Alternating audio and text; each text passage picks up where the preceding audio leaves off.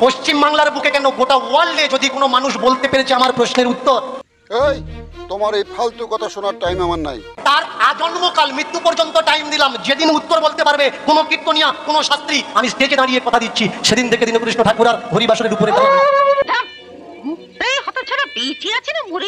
এরা নিজেদেরকে বড় বড় পণ্ডিত বলে মনে করে। আমি শুধু জিজ্ঞাসা করেছিলাম ভগবান শ্রীকৃষ্ণের দীক্ষা গুরুর নাম কি জানি। এদের কারোর ঘটেছিল।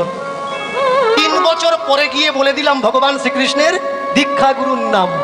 ये बहनचोद सारे मिलके हमको पागल बना रहे मादर चोद के बच्चे।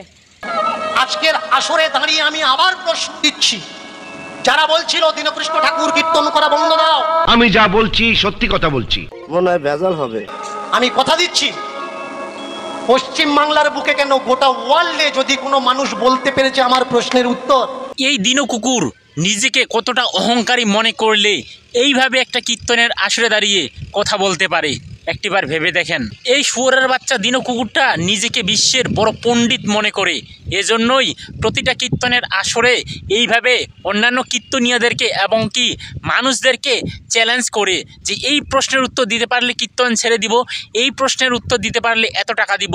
কতটা অহংকারী এই দিনু কুকুরটা। সত্যিকারের আসল কীর্তনিয়া কীর্তনের আসরে যায় মানুষকে ধর্মীয় জ্ঞান দেওয়ার জন্য, মানুষকে ভগবান সম্পর্কে নিজের ধর্ম সম্পর্কে কিছু জ্ঞান দেওয়ার জন্য, কিন্তু এই দিনু কুকুরটা কীর্তনের আসরে যায় মানুষকে চ্যালেঞ্জ করার জন্য, অন্যান্য কীর্তনীয়দেরকে এবং সনাতন ধর্মকে ছোট করার জন্য।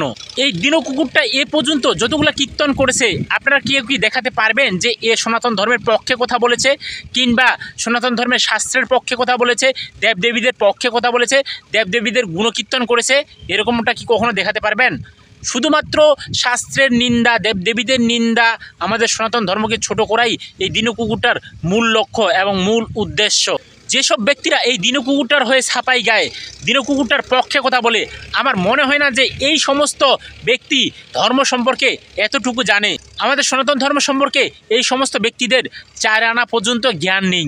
দিনু কুকুরটার যে সমস্ত 5 ভক্ত আমার এই মুখের ভাষা দেখেন, তাদেরকে আজকে একটা কথা বলে রাখতে চাই, আরে তোদের দিনু কুকুরটাকে আগে নিজের নিয়ত ঠিক করতে বল।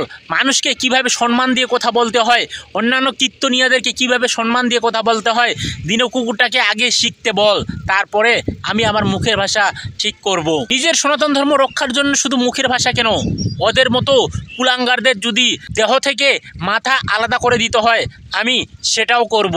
এটা আমার নিজের সনাতন ধর্মের রক্ষার কথা। জয় শ্রীরাম বলে যদি তাদেরকে এ দেশ থেকে বিতাড়িত করতে হয়, এই পৃথিবী থেকে বিতাড়িত করতে হয়, তাহলে সেটাই করব।